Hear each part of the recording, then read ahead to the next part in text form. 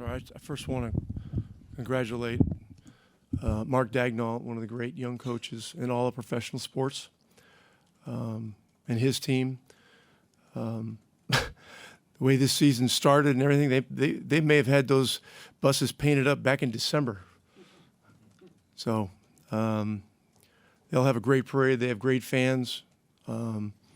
This was a great series. I'm so proud of our players. I'm so proud of our organization. Our fans showed up big time tonight. It was really moving. What happened with Tyrese is just all of our hearts dropped. But he will be back. I don't have any medical information about what may or may not have happened, but he'll be back in time, and I believe he'll make a full recovery. So he authored one of the great individual playoff runs in the history of the NBA with dramatic play after dramatic play. It was just something that no one's ever seen. And did it as one of 17. That's the beautiful thing about him.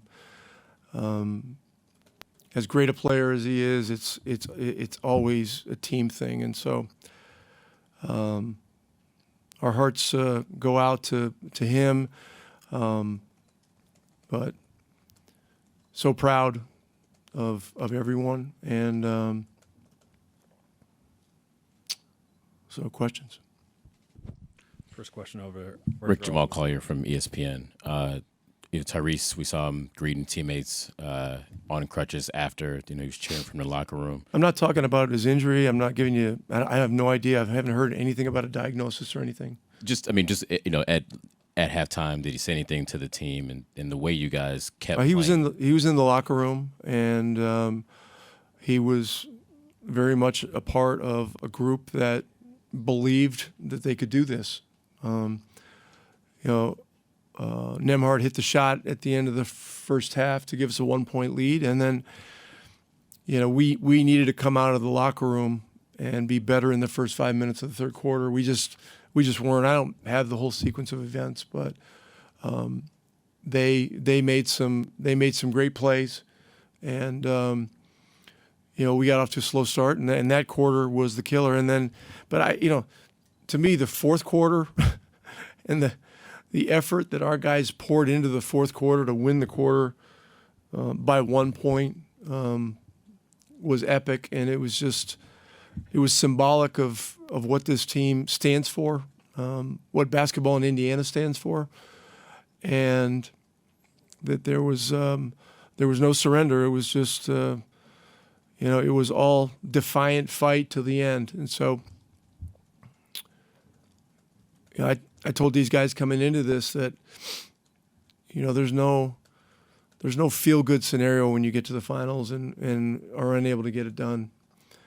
And it really hurts on the one hand. On the other hand, this team has given all of Pacer Nation something to be very proud of.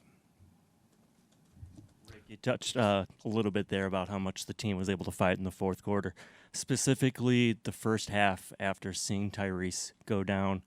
Your thoughts how they were able to battle then, and on top of that, is there anything that you could share with us that you said to the team after the game? I'm not going to share anything I said after the game.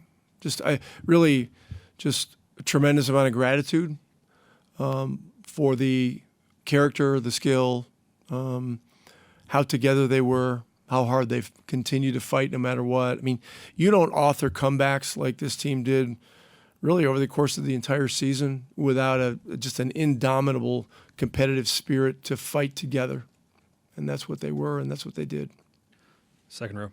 Ismail C. from Radio Canada. Coach Benedict Mathurin wasn't able to play in the playoffs last year. What did you think about how he kept you guys in the game in the fourth quarter during his first playoff experience? He's a fighter, and that's one of the reasons he was the first guy in the game tonight. I knew we needed him, And these moments are moments that he really lives for as a competitor. You know, he's talked about it. I've seen it. This is one of those physical types of games where, you know, you got to have pit bulls out there figuring out ways to get the ball in the basket, get to the free throw line, get stops. Was really proud of how he fought from start to finish. It was a tough feeling to see your franchise guy go down like that. But to have to move on and kind of compartmentalize it is tough. You know, I thought we were fine. We you know, I don't even remember the score going into halftime, but we were up 1. So, you know, I thought we did a good job of kind of compartmentalizing it. Obviously, we missed him, but you know, we all are devastated for him, and you know, obviously support him. Second row, Scott. Scott Agnes, Fieldhouse Files. TJ, can you take us inside the locker room right now? What was this like after the game, knowing the season's over and you guys came so close after a special year? Yeah, no moral victories, obviously, but deflated, but proud of everything we've accomplished. You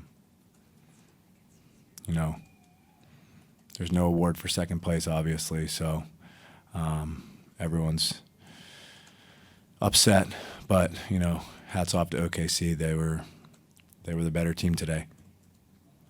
First row on the left. Jamal Collier from ESPN. We saw Ty kind of greeting you guys as you came off the court. You know, we heard him cheering from the locker room. Just anything you can share about sort of just what maybe you guys said to him, or just seeing him still kind of being upbeat and trying to cheer you guys on even at halftime there.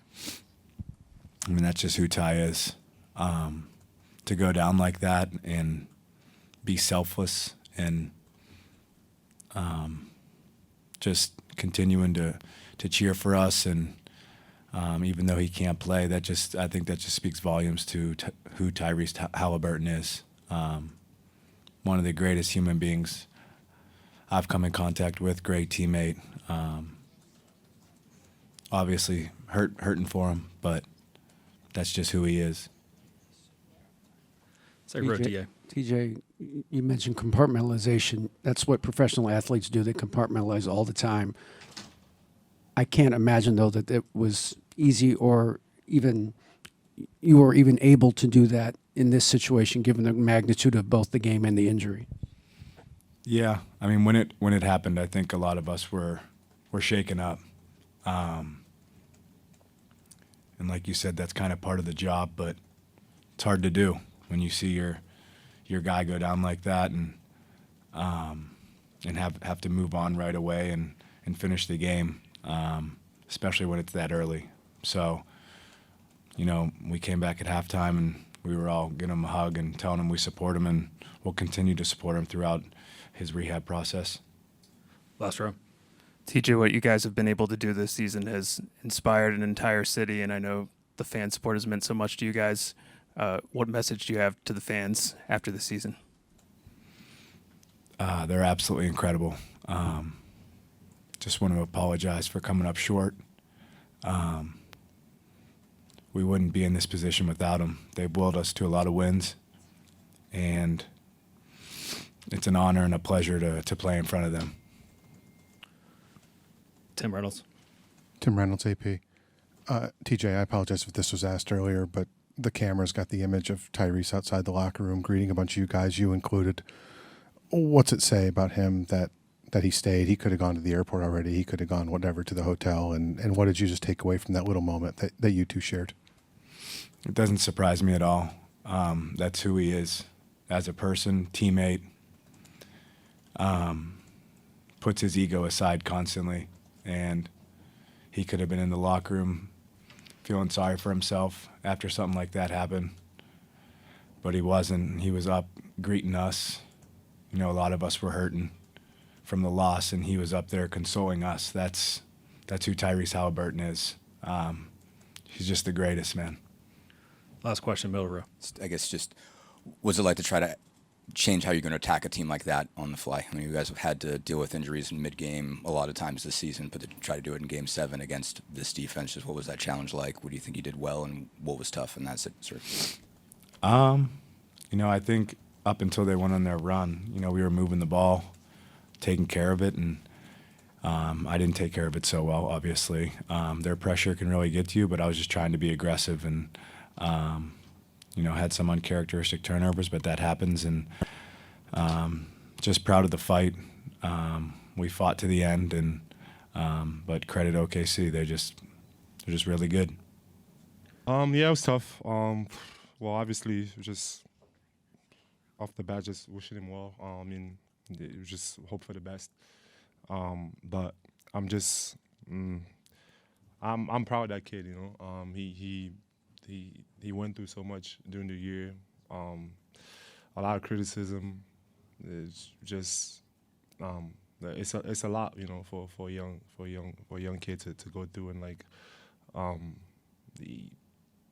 he had a lot of stress, a lot of and he just kept battling, man. Like he kept fighting every single day. He kept just working, and he did some incredible things like this whole playoff run and this year, and like I'm just super proud of him. Obviously, it hurts because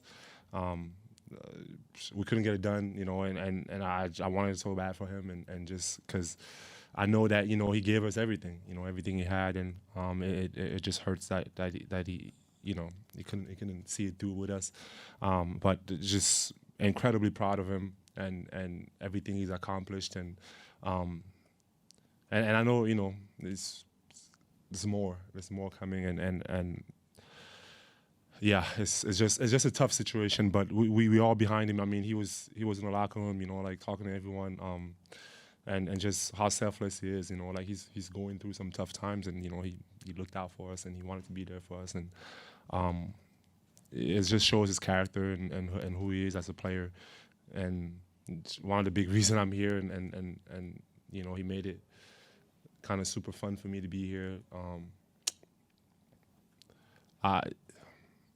It's just like a couple of years ago, like I think basketball was just it was kind of dark for me, and like it was just not fun at all. And like I traded here, and these guys they just gave me a boost, and I started with Ty obviously, but just playing with these guys has been so incredible. Just found my joy for the game, and just playing with so much swagger and happiness, and that's just all I want to do, like as a player, man. And I lost that for a while, and it's just so incredible that I came to a team like these guys, and Chad, KP, like Herb Simon, like the whole ownership group, like coaches, Rick.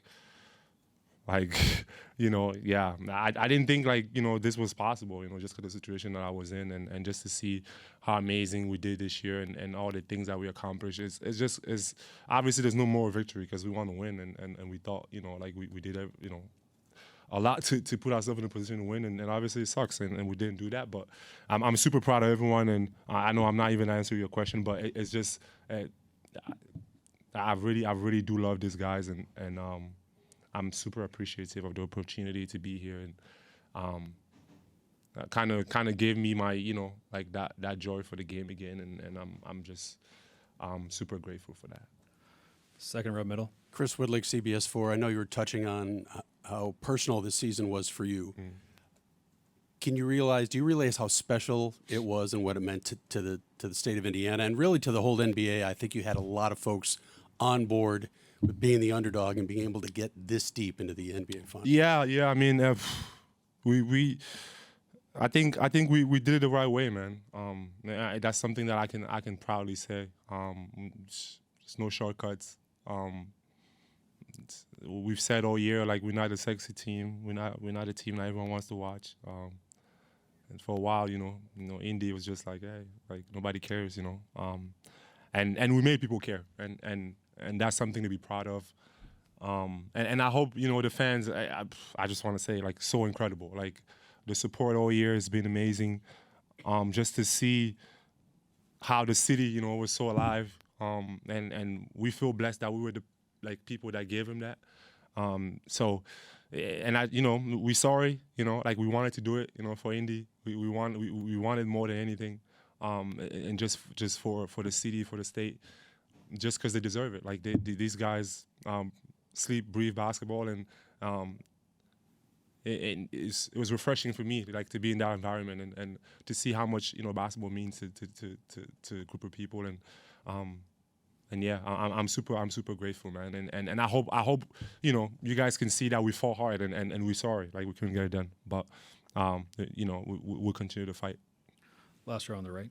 Pascal, you touched a little bit on the fans, but it was just such an incredible run. You really inspired the whole city. So just what is your message to the fans after this? Yeah, it's just, again, thank you so much, to the fans. We, like, some of those games, man, like, I have flashbacks, just how amazing the crowd was, and we couldn't do it without them.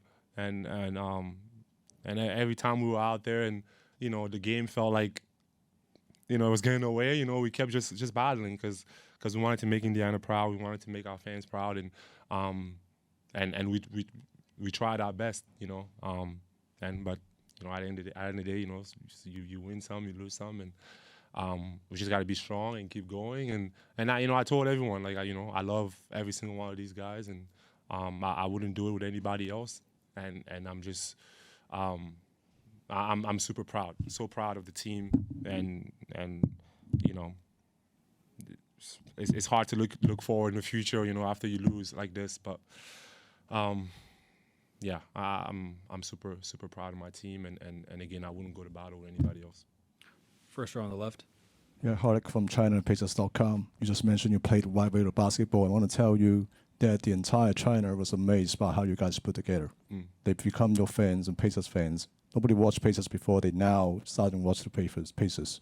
Yeah, what does it mean to you to demonstrate great basketball, not just to the state of Indiana, but around the world? Yeah, I think that's amazing, and obviously, I think because of the way we do it, and it's not the most popular way, and in the NBA where it's all about stars, and the team concept can get kind of put to the side. We kind of show that.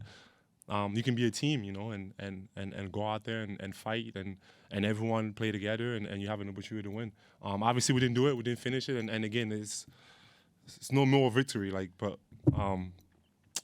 I can say that we are happy that there's some people that can look at us and be like, yeah, we like team, and we hope that can set a trend for the days coming forward. And again, yeah, shout out China.